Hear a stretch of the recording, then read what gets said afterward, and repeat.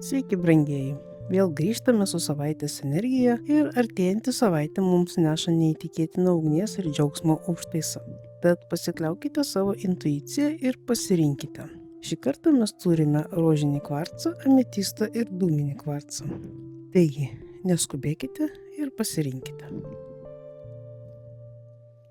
Jei pasirinkai pirmą variantą, čia mes turime rožinį kvarcą ir lazdų riterį. Tavo savaitės supergalia nenustygstanti aistra gyvenimui. Tai metas drąsiai nerti į naujus nuotykius ar projektus. Rožinis kvarcas švelnins šį ugninį riterį, kad tavo veiksmai kiltų iš meilės ir užsidegimo, o ne iš impulso. Laukia tikrai labai aktyvi savaitė. Jei pasirinkai antrą variantą, čia mes turime ametistą ir lazdų karalienę. Tavo supergalia charizma ir magnetizmas. Šią savaitę tu būsi matoma ryški ir įkvepianti kitus, o ametistas padės šią ugninę karalienės energiją nukreipti išmintingai, kad tavo pasitikėjimas savimi būtų ne tik išorinis, bet ir gilus dvasinis vidinis.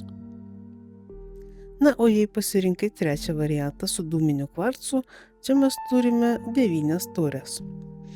Tavo supergalia tikrasis pasitenkinimas. Tai viena geriausių kortų emociniam išsipildymui. Tai metas pasidžiaugti savo pasiekimais ir tiesiog pasilepinti. O dūminis kvarcas padės tau tvirtai stovėti ant žemės, kol mėgausies šią pelnytą sėkmę.